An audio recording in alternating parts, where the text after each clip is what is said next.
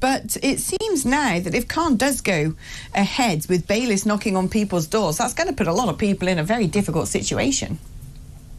It is going to put people in a difficult position, Alex, and we know that for people who talk about the cost of living crisis whilst at the same time wanting to champion shutting down the economy for so long during lockdowns, it's remarkable that they're so happy to go after working people, some of the worst off people in London and in the outer boroughs, people who need to be able to have their vehicles to work and to live and drive.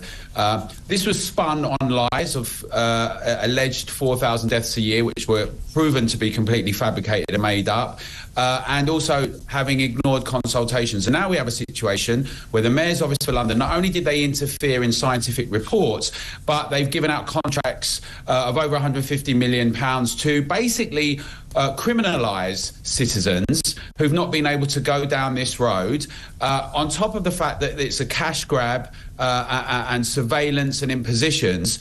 We're now seeing that on top of these contracts that are like pursuing people through the courts, which is stressful, time consuming, particularly when we can't deal with actual crime in London properly, we have a situation where now bailiffs may be coming. And we know that, Alex, bailiffs in some councils and local boroughs were pulled away from chasing people because of parking fines, because of financial circumstances. Yet this mayor seems determined to implement this. 450 million in debt now, TfL is, but 360 or 370 million or so is a consequence of these ratcheted up fines from £12.50 to 180 to 270 plus. This is a kind of pursuit of the worst off with the worst kind of policy. And actually, I think what might happen is what's happened in the Midlands, Alex, where tens of thousands refused to pay and they had their appeals upheld.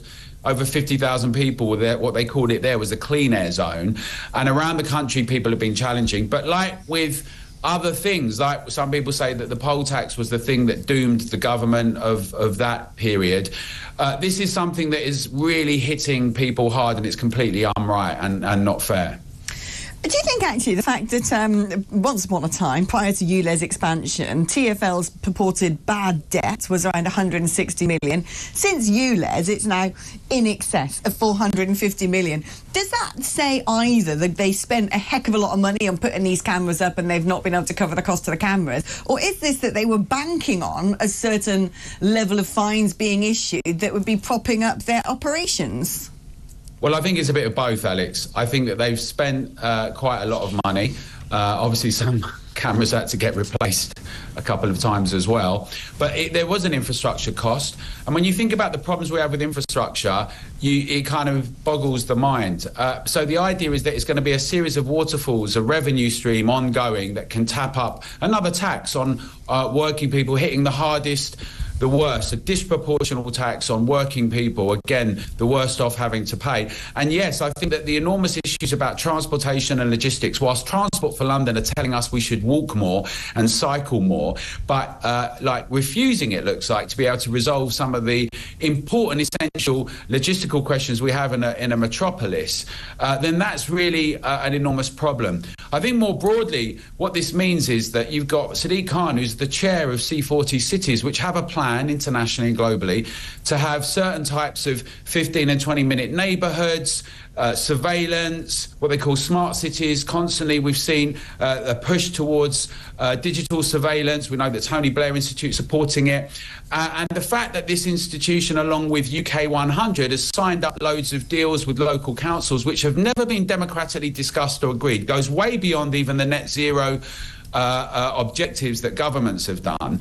This is all happening locally in different municipalities like the Mayor of London and in different parts of the UK, and not being democratically discussed. It's being imposed on citizens, and that's why we say we need to free our streets together and we need to take back democracy. We need to put this right out front and centre, carry on campaigning and challenging, and when people can't pay this, it needs to get addressed, not branding people and smearing people or maybe trying to put them in prison either because they can't pay this or because they say something on social media, but to thrash this all out and to say, look, when we've got things like Port Talbot and British Steel and oil and all our industry being suffocated because of these silly net dangerous net zero objectives. This is a cash grab. It's unfair. It was undemocratically done, and it should go. I just hate the fact that it's just no point having a car now in this day and age, especially if you live in London, because the TfL have gone mad for this stuff. 20-mile-per-hour zones as well. I mean, I've just got papped doing 25 in a 20, and I literally drive around like a nana.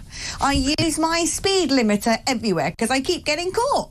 You can't not be caught, basically. It's impossible.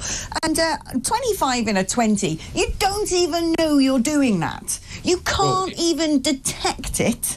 You have to stare at your speedometer. You have to have the reflexes on the pedal of your accelerator, like a Formula One driver on the starting grid. And when I put my speed limiter down to 20 miles an hour, do you know what my speed limiter says?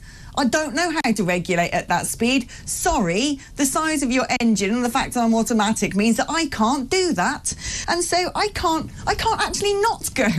Unless I drive at 10 miles an hour, I don't know, get out of my car and push it myself like Iron Woman, I'm going to be going over 20 miles an hour in a 20-mile-per-hour zone at one point. And here I am as a woman. What, you want me to get on public transport so I get stabbed instead? I've had enough of it.